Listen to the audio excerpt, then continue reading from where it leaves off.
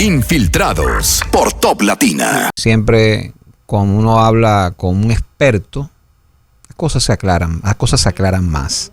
Nos acompaña el economista Richard Medina, que es miembro del Partido de la Liberación Dominicana, pero también catedrático de INTEC, ¿no? Sí, pero si yo vengo como político, no hablo de la universidad. No hablo de la universidad. Ah, perfecto. Para evitar confundir roles. Perfecto. Entonces hablas como político. Vamos entonces a hablar sobre la reforma fiscal, Richard. ¿Es necesaria una reforma? Mira, es necesario, entre otras cosas, porque actualmente el gobierno ha estado incrementando sus gastos de manera sostenida. Y eso nos ha llevado a nosotros a pasar de tener un déficit fiscal, los economistas hablamos en términos del PIB o del tamaño de la economía, a 3.1% del PIB, lo cual es muy alto. Antes de pandemia teníamos un déficit promedio de 0.5, 2.3% del PIB. Entonces ha ido subiendo el déficit, entre otras cosas porque ha aumentado de manera importante el gasto de nómina, más de 120 mil millones de pesos, el gasto de pensiones, más de 40 mil millones de pesos, el gasto del subsidio al sector eléctrico por la ineficiencia de las sedes, en más de 40 mil millones de pesos, y también el pago de intereses de la deuda, que ese es un gasto muy rígido que tenemos, es más de 100 mil millones de pesos. Entonces, cuando uno suma todo eso, es que se potencia esa necesidad de reforma fiscal. Bueno, tú, todo lo que tú me estás describiendo, Richard, pues yo no sé en qué país es que estamos viviendo, porque lo que nos vende el gobierno es que estamos bien, que estamos creciendo económicamente y que no hay ningún tipo de problema. Yo no entiendo. Récords históricos de inversión extranjera directa, turismo, exactamente. Crecimiento de la agricultura. Que es algo que yo de verdad no logro entender. Pero Richard, ¿y qué puntos de esta reforma fiscal tú entiendes que son los más neurálgicos y que nos golpean a todos? Porque hablan de la clase media, pero nos golpean. Mira, yo creo que el gran sector social golpeado es clase media. Y dentro de los sectores económicos, yo diría que construcción, turismo, zona franca, son de los más golpeados. ¿Por qué digo clase media? Se están eliminando las exenciones de ITEVIS de una serie de bienes que son de consumo masivo.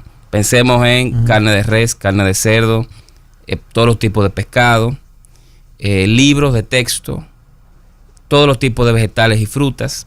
Entonces, todo eso le genera a un hogar de clase media un aumento de su gasto entre 3 y 8% mensual, o le generaría una vez que se apruebe la reforma. Segundo, la clase media tiene una válvula de escape con el tema de la educación, que era la deducción por gastos educativos. Sí. Eso se está eliminando. Se está eliminando de golpe y porrazo. Mucha gente recibe sus 20, 25 mil pesos al año por ese concepto que ahora no lo recibiría si se aprueba. Tercero, hay una serie de servicios que ahora van a pagar ITEVIS. Por ejemplo, los servicios funerarios. Pero el que más me preocupa a mí es el servicio de transporte de carga, que se le va a grabar un 18% de ITEVIS. Como eso está dentro de los costos de producción de muchos bienes y servicios, tú le pones ese impuesto ahí así tan oneroso y tan de plano, eso te aumenta el costo de producción de una inmensa cantidad de bienes, o sea que genera inflación. No una inflación para volvernos locos, pero te puede aumentar la inflación entre 0.5 y 1% al año. Y el cuarto elemento que yo notablemente veo ahí contra la clase media es el IPI, el impuesto a la propiedad inmobiliaria. El IPI, antes uno pagaba el 1% del excedente de los 9.8 millones de pesos que costaba una vivienda. Ahora va a ser a partir de los 5 millones. Es decir, que si alguien estaba en los 9.8 millones con su vivienda, sin que su salario aumente y sin que el valor de su propiedad haya aumentado, automáticamente estaría pagando el 1% de esa diferencia, que se calcula en 49 mil pesos anuales, es decir, 4 mil y algo pesos mensuales. Sí. Uno suma todo eso y el golpe que recibiría el bolsillo de una familia de clase media andaría en alrededor de un 10% de su consumo, de su gasto de consumo. Uy. Por lo tanto, yo diría que hay que repensar un poco. Entendería si tú aplicas una de las 4 medidas, 2 de las 4 medidas, con ciertos matices dentro de cada medida, pero hacerlo todo junto al mismo tiempo le crea un escenario a la familia dominicana que nos está escuchando de reducción de su calidad de vida. ¿Por qué? Porque los salarios en República Dominicana lamentablemente no aumentan tan rápido como aumenta la inflación. Richard, se habla de cambio de terminología. Ya no se llamará el impuesto de transferible de bienes industrializados y servicios, que se va a llamar ahora impuesto al valor agregado. IVA. El IVA. Para así hacer una homologación de los términos, pero ¿cambia algo los rubros que abarca el IVA, que abarca el ITEVIS, o simple y llanamente es un cambio de nombre? Como está estipulado en el proyecto de ley de reforma fiscal, no cambia. Sería algo semántico. Ahora bien, el que se llame impuesto al valor agregado IVA permite que se incluyan ahí actividades que, si bien es cierto, no son bienes industrializados o servicios, estén generando valor agregado. Por ejemplo, si yo fabrico una mesa, la industrializo, pues esa mesa paga impuestos, paga el ITEVIS y va a pagar el IVA porque es un bien industrializado. Ahora bien, si yo estoy trabajando algo con, no sé, con Larimar, algo por el estilo, y lo hago yo y comienzo a venderlo, yo debería comenzar a pagar el IVA porque le estoy agregando valor a ese producto, claro, aunque no es un valor o no es un bien industrializado todavía. Entonces, la distinción actualmente sería semántica, o sea, se estaría homologando el nombre, pero ya da paso a que otro tipo de bienes que no sean necesariamente industrializados sean grabados con el IVA en el futuro. Richard, pero entonces tú eres de los que están de acuerdo, de los economistas que están de acuerdo con esta reforma, así sea con matices, porque tú también tienes otra cuadra que te dice, pero es que si el gobierno recorta este gasto, y así se han identificado realmente muchas partidas visibles y viables, que cuando tú sumas esos gastos en esos rubros, la verdad es que te da, si no el mismo, un monto similar al que el gobierno pretende recaudar con esta reforma. ¿Tú sí propugnas por una reforma así sea matizada o no favorecerías ese recorte de gastos que quizás te evite una reforma o en otros términos? Yo siempre decía, sobre todo después de las elecciones, que vino el rumor de la reforma fiscal que se estaba trabajando, etcétera, que yo entiendo que es necesaria la reforma. Ahora bien, antes de que el gobierno tirara una propuesta de reforma a la sociedad como hizo, el gobierno debería dar muestras fehacientes y claras de que está dispuesto a reducir su gasto. Y siempre mencionaba dos ejemplos. Primero, contener el incremento y hasta reducir el incremento que ha habido en la nómina. Hablé de 120 mil millones de pesos anuales. O sea, cada año ha subido en 120 mil millones de pesos desde 2020. Y el segundo es el déficit del sector eléctrico. El gobierno durante mucho tiempo hizo caso omiso a las advertencias que hacía mucha gente de que la situación financiera de la sede se estaba convirtiendo en una draga de recursos fiscales importantes. Entonces yo entendía que hasta que no se tuviera un plan serio, que más o menos creo que puede haberlo, pero con fuentes identificadas para financiar ese plan, entendía que la reforma fiscal no debía ser presentada. Y yo incluso a varios amigos de asociaciones empresariales les decía que antes de estar discutiendo el tema de reforma, deberíamos estar discutiendo cómo resolver ese problema y cómo resolver el problema del Banco Central. Que si bien es cierto que el gobierno dice que le va a dar más recursos, yo creo que no es más recursos necesariamente lo que se necesita. Pero ¿cuál es el problema del Banco Central? Porque tengo miedo ahora. No, el tema del déficit cuasi fiscal que necesita más recursos, pero ahí hay que sentarse a ver cuáles son los esquemas. Nosotros en 2019 participamos en una propuesta que incluso fue aprobada en el Senado, pero ahí vino la pandemia, el cambio de gobierno y se quedó en el aire. Sí. Pero sobre el tema del sector eléctrico hay que hacer cambios importantes a nivel de las sedes. Ya se inició con EDESUR. Ahora bien, EDESTE es la que más pérdidas tiene, pérdida de energía que se le da a los hogares dominicanos, pero que no se cobra, no se le manda factura. EDENORTE igual está aumentando sus pérdidas. Entonces, uno quisiera ver al menos un racionamiento de ese subsidio que se está dando a las sedes como antesala para justificar una reforma fiscal en la magnitud que estamos viendo ahora. Bueno, para mí lo de las sedes es muchísimo más complicado, aunque ya don Celso Marrancini dijo que eso está casi resuelto. Y él dijo que nada más se necesitan $300 millones anuales para poder mantener el tema. Ahora, 300 millones no lo genera la sede solamente con recaudación. No, es dinero que el gobierno tiene que buscar. Y por eso decía que el plan debe contemplar de dónde va a salir ese recurso, que ahora mismo no se contempla. No he visto si hay alguna justificación para eliminar lo que se le devuelve a los padres por el pago de la escolaridad. ¿Qué tú has visto, qué se ha escuchado de la razón por la cual lo van a eliminar? Porque para mí es muy penoso de que muchos padres lo conocieron hace poco. Hace 2 o 3 años, muchos padres, amigos, no sabían que existía eso. Mira, uno de los grandes problemas de este proyecto de reforma fiscal es que tú no ves estudios o explicaciones que justifiquen eliminar los incentivos. Todo el mundo dice hay que eliminar incentivos. Muy bien, ¿cuáles incentivos? ¿Y por qué vamos a eliminar los incentivos? O sea, si me dicen, mira, hemos hecho un estudio que nos dice que esto nos resulta por X, Y o Z, o que se está mal utilizando ese incentivo, y el gobierno que esté perdiendo dinero y no generando valor agregado a la sociedad, pues entonces te diría, muy bien, es verdad, tiene una lógica detrás de eso, no podemos oponernos a esa lógica. Podemos discutir la lógica, pero por lo menos se hizo la tarea.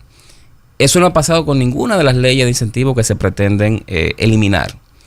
Con el caso particular de gastos educativos, entiendo que la ley 17909, que es la que facilita ese incentivo a las familias dominicanas, tenía el objetivo, más que nada, de compensarlo a un sector social que no mandaba a sus hijos a la escuela pública por un tema de calidad y lo hacía a una escuela privada. No era que te iba a pagar la escuela privada completa, pero sí te compensaba algo en base a los impuestos que tú pagabas. No hemos visto un estudio, ni nadie ha salido a justificar eso de parte del gobierno. Yo creo que la narrativa ahí está muy mal, debieran explicarlo. La sociedad dominicana pienso que debe conocer por qué se le está quitando ese incentivo de algo tan sensible como los temas educativos. Y es algo que les va a golpear sobre todo a clase media. O sea, no es tan sencillo como se quiere pensar. Sobre todo que es una decisión de uno mandar a su hijo, a su hija a una escuela privada por la mala educación que ofrece el gobierno. Exacto, no hay opción. Entonces, ante la deficiencia de las opciones que te provee el Estado, tú tienes que asumir otro gasto más, en este caso el de la educación, pero entonces encima te están quitando ese alivio, esa ayuda que tú recibías. Pero si nos ponemos a ver, en el mismo caso del transporte, o sea, tú tienes que buscar tu transporte privado, la seguridad, tú tienes que buscar tu seguridad privada, la electricidad, o sea, esa idea, esa necesidad se reparte en todas las necesidades, en todos los servicios que se supone que el Estado debe proveerlo en un cierto nivel, una cierta calidad, y no lo hace. Entonces tú tienes que acudir a un privado, tú tienes que incurrir en gastos adicionales y encima sin ninguna contemplación, sin ningún criterio objetivo, sin ningún estudio como tú estás diciendo, quieren quitar de tabla y raso. Richard, antes de continuar en profundo y duro con el tema de la reforma fiscal, ¿qué monto económico te clasifica a ti como clase media? ¿Cuáles son las divisiones salariales o de ingresos que identifican una clase? Porque aquí hay mucha gente que porque tiene un carro y tiene un iPhone, dice que clase media. ¿Qué tan cierto es eso y cuáles son los rubros? Sucede que no hay una línea definitiva para decir si soy clase media, soy pobre. Bueno, hay una línea de pobreza monetaria. Y se supone que todo aquel que está por encima de esa línea sería clase media o clase alta. Sin embargo, hay una franja de la sociedad que es muy vulnerable. Hace unos años, en República Dominicana, se cambió la forma de medir la línea de pobreza monetaria. Y ahí se está incluyendo una serie de ingresos que vienen por los subsidios que dan el gobierno. Entonces, yo siempre he dicho que si bien es cierto que eso cuenta para tu ingreso como familia, no debería ser eso lo que diga si tú pasas a la pobreza o no estás en la pobreza. Porque en el momento entonces que te quitan el subsidio, tú automáticamente serías pobre y no vulnerable o clase media. Entonces, es un tema más también de privaciones y de activos que tú tengas en el hogar, pero típicamente es un hogar que puede cubrir sin problemas grandes comillas, sin problema, una canasta básica de alrededor de 35 mil pesos. Ahora, esa canasta básica de alrededor de 35 mil pesos tiene, o sea, todo el que la puede cubrir tiene grandes diferencias. O sea, hay gente que te va a ganar 200 mil pesos, gente que te va a ganar 100 mil, gente que te va a ganar 50, 55. Y por X y razón tiene acceso a una serie de bienes, ya sea que los heredó, que se los sacó en una rifa, que los compró. Una serie de bienes y servicios que le dan cierta calidad de vida. Pero como tal no hay una línea que tú puedas decir, esto es clase media, esto es pobreza. Bueno, ahí sí. O, perdón, pobreza sí, pero vulnerable. Pobreza sí sabemos y vulnerable. No hay una línea que tú digas, este es vulnerable, este es clase media. A eso me refiero. ¿Y qué hace falta para eso? Que sean las autoridades que lo definan. ¿Cómo se puede buscar que eso? sinceren la cifra de evaluación. No, porque yo te voy a decir algo. Tú me dices una canasta básica de al menos 35 mil pesos. Pero yo creo que 35 mil pesos gasta cualquiera que gane 15 mil. Bueno. Ojo, cuando yo canasta básica, estoy incluyendo también ropa, o sea, otro tipo, no solamente comida. Hay mucha controversia en torno a la ley de cine. Y muchos economistas se han expresado a favor de la eliminación de los incentivos que digamos le dan razón de ser a la ley de cine y a la, digamos, motorización de la industria en República Dominicana. Profesionales del gremio que alegan que 25,000 personas están siendo impactadas positivamente por la ley, pues aducen que va a desaparecer, que van a desaparecer a nivel económico y van a entrar en crisis profunda. ¿Tú favoreces que se eliminen esos incentivos? ¿Cómo tú has evaluado eso de la ley de cine? Mira, hay que reconocer varias cosas. Primero, con la ley de cine, República Dominicana se ha convertido en una potencia, al menos regional, en la filmación y producción de películas. O sea, eso yo creo que nadie lo puede discutir hoy. Segundo, no es solamente gente grabando y moviendo, ¿cómo se llama? Vestimenta y moviendo equipaje. No, claro. Hay todo un ecosistema ya que se ha ido desarrollando de profesionales que trabajan en temas de producción de películas y de series. Esa actividad está generando que mucha gente venga aquí, se quede en hoteles, consuma en comunidades locales cuando están grabando, etcétera. Y también ha hecho que algunas grandes empresas hagan inversiones, como por ejemplo los Vicini tienen unos estudios de filmación bastante avanzados, con mucha tecnología ahí, que evidentemente se benefician cuando vienen a grabarse películas para acá. Y las películas vienen a grabarse por la ley, los incentivos de la ley de cine. Entonces yo creo que hay que pensar muy bien qué incentivos se van a eliminar y si se pueden focalizar. Es cierto que han habido excesos, o sea, hay películas que no sirven, o sea, no son buenas películas, que tienen quizá una sola taquilla que pudieron vender, o sea, eso no se puede. Ahora, yo sí entiendo que hay que racionalizarlo con los mismos productores de cine, porque son los más interesados en que se mantenga el esquema que más o menos les permite a ellos crecer. Una racionalización puede ser que hay un pool y decir, bueno, vamos a permitir hasta tantas películas al año y las que tengan una mayor calidad, que hay un jurado, bueno, esas son las que compiten y reciben los incentivos. Pero esos excesos, yo creo que hay que controlarlos, realmente creo que hay que controlarlos. No estoy de acuerdo con la eliminación completa de la ley de cine, creo que hay que hacer algunas llaves. Pienso que el gobierno debe consultar con la industria del cine, ¿no? Con todos los actores locales, para que le digan bien cómo cerrar esas llaves. Y pienso que el gobierno debería, si está haciendo esa eliminación de incentivos tan fuerte como la pone en el proyecto de ley de reforma fiscal, debería plantear de dónde sacó esos números. O sea, qué estudio dice que hay que eliminar eso. Si lo hay, no lo conocemos y deberíamos conocerlo. Sí, ellos dicen que tienen los números. De hecho, vi un debate recientemente en la plataforma Somos Pueblo entre un enviado, digamos, un miembro un enviado del Ministerio de Hacienda y otro del sector cinematográfico, donde él le rebatía y decía, no, nuestros números no dicen eso, nuestras cifras no dicen eso.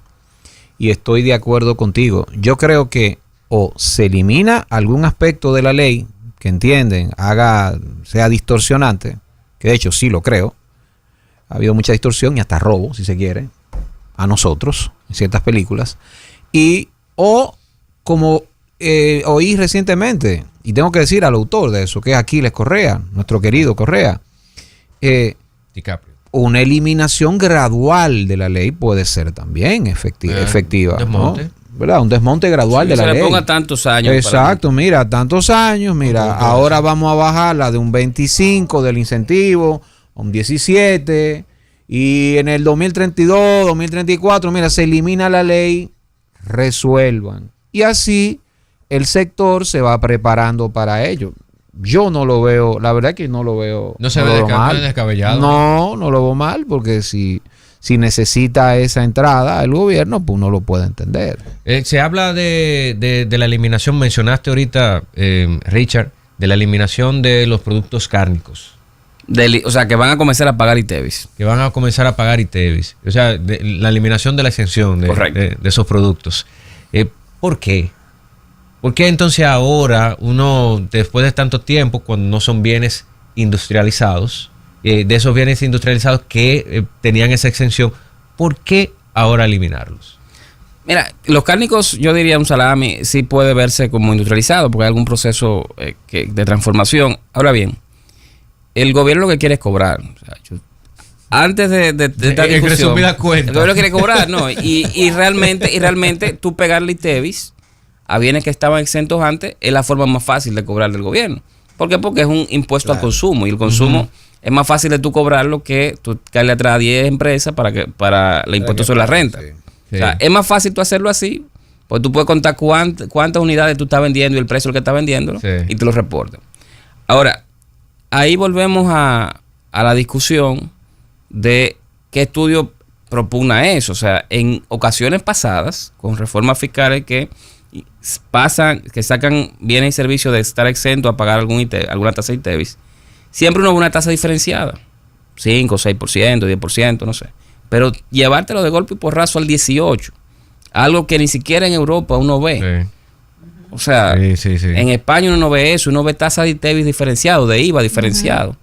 O sea, como que yo lo veo muy agresivo y realmente, más allá de la lógica economicista, ¿no? de recaudación, no lo veo sostenible desde el punto de vista social.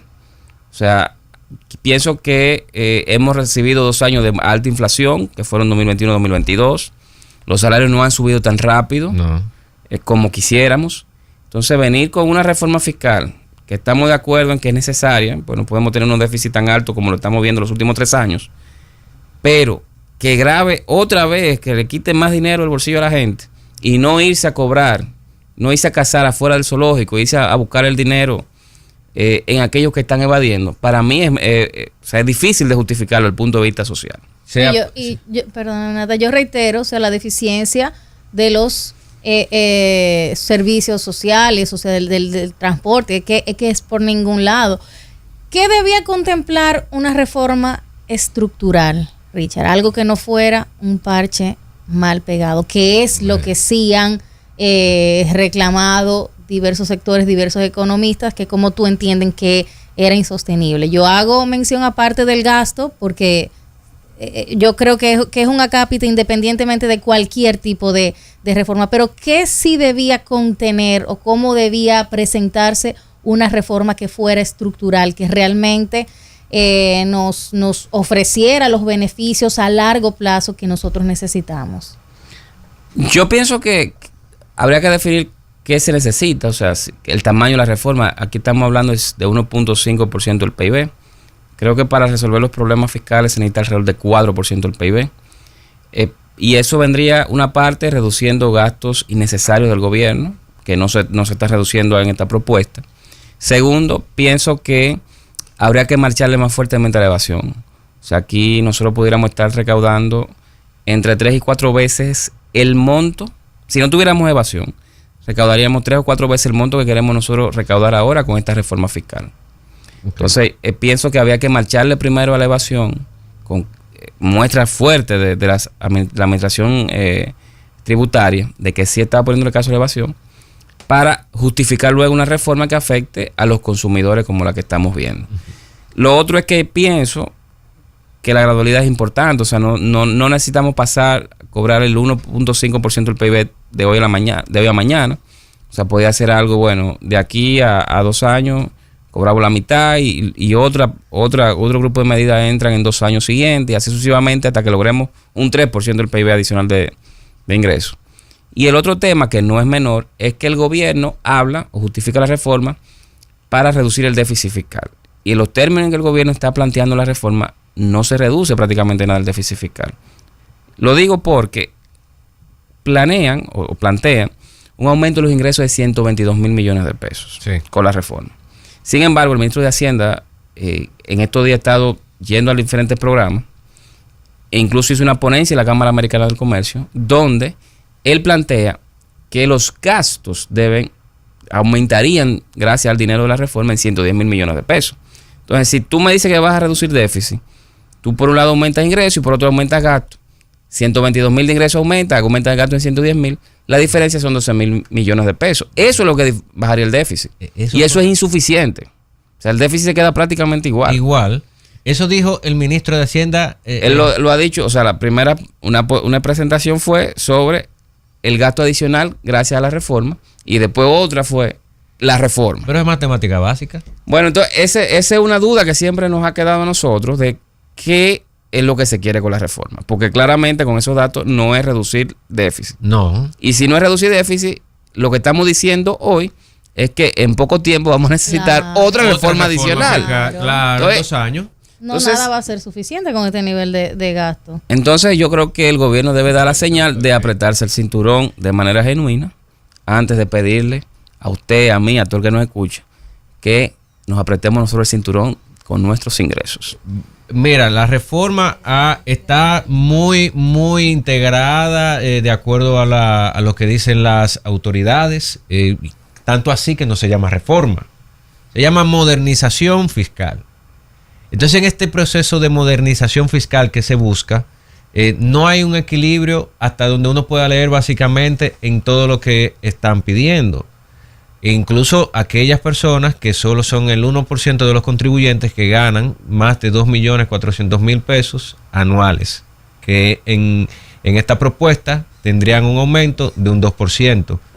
Y en eso lo justifica el señor Jaime Ariste Escudero como parte de lo que los ricos van a pagar ahora. Sí, esa parte es cierta. O sea, esa parte es cierta. Tú tienes cuando tú eres asalariado, tú pagas diferentes tasas de impuestos dependiendo del monto en que tú terminas ganando. Sí. Entonces, se aumenta lo que se llama tasa marginal, es decir, la tasa más alta que pagaría un asalariado de 25 o 27%. Pero esa solamente la pagarían aquellas personas que efectivamente ganan más de 200 mil pesos. Yo creo que esa es una medida progresiva, en el sentido de que grava más fuertemente a aquellas personas que ganan más dinero. O sea, yo eso no lo veo, esa parte no la veo mal. Ok, entonces ya vemos un punto positivo sí. hasta... Yo te puedo dar otro punto positivo. Pues adelante. Que es la eliminación del anticipo para personas físicas y para microempresas. Creo que era algo que yo pedía, o sea, no se puede ser mezquino y criticar toda la reforma. También hay 1 o 2 puntos positivos. Aumento de del marbete. Del marbete de manera anual hay un aumento del 100%.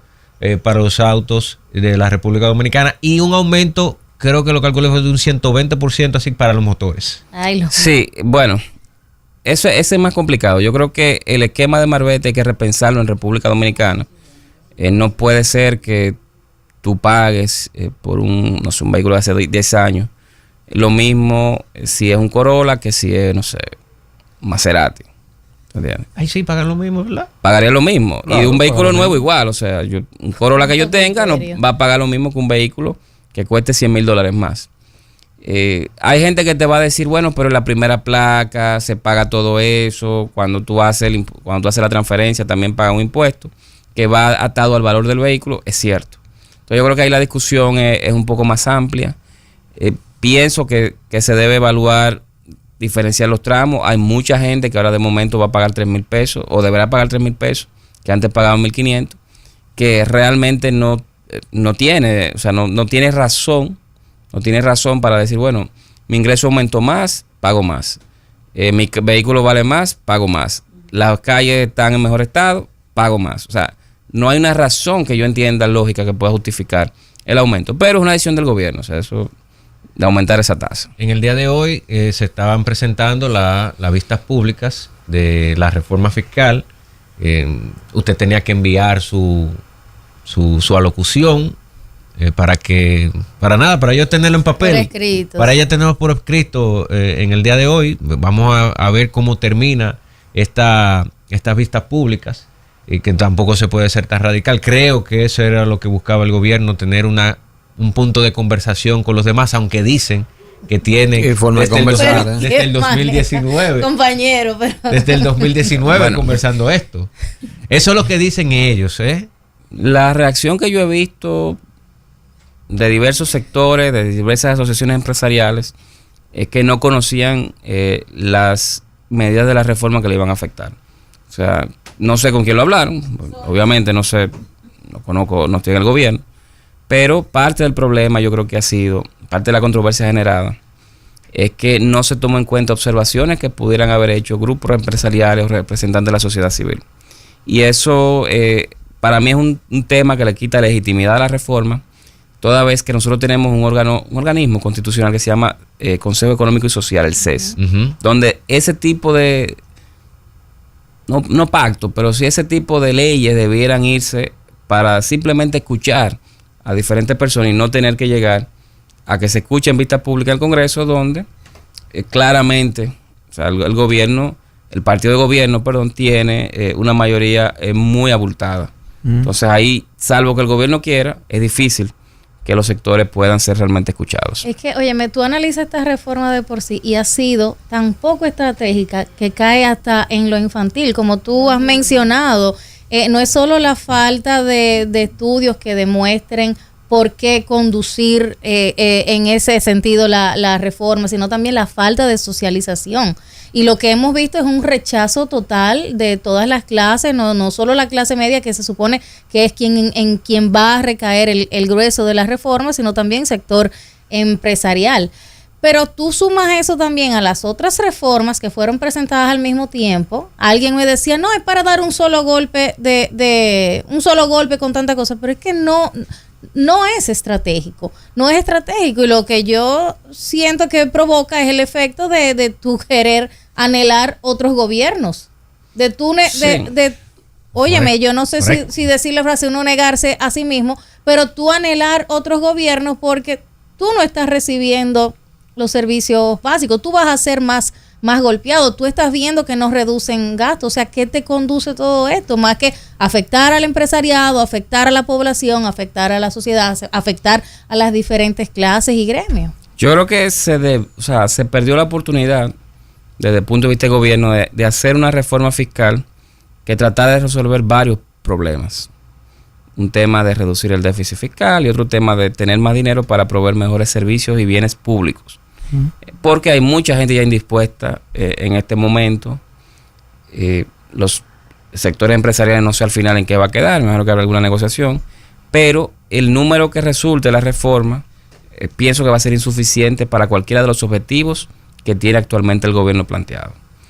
Wow. Y lo otro es que esta indefinición, pues nosotros tenemos desde que pasaron las elecciones en mayo hablando de reforma y que viene la reforma, y se manda prácticamente en octubre, o sea, ha habido casi 5 meses donde la incertidumbre que tienen los actores económicos de República Dominicana respecto a la reforma y cómo les iba a afectar ha generado problemas en el crecimiento económico. ¿A qué me refiero? Si yo el año que viene tenía hace un año planificado ampliar y construir una nave industrial, y yo oigo en mayo que viene una reforma, yo paro eso. Claro. Porque yo no sé bajo qué esquema tributario yo voy a tener que hacer esa nave. Inicia la especulación ahí mismo. Claro, entonces lo que hacen es que se dilatan o se posponen una serie de inversiones del sector privado y decisiones de consumo de los hogares dominicanos, que lo que hace es que reduce el crecimiento económico de República Dominicana.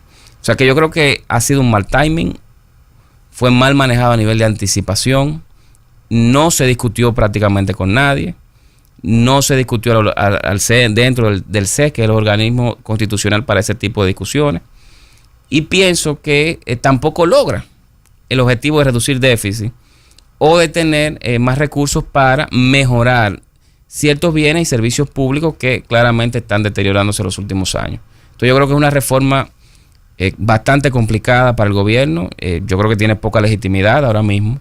Y pienso que de pasarse en esos términos va a ser un golpe fuerte a los bolsillos de los hogares dominicanos. Entonces, Richard, aquí ya llega enero, porque dijeron que era en enero que se iba a aplicar la reforma, la modernización fiscal.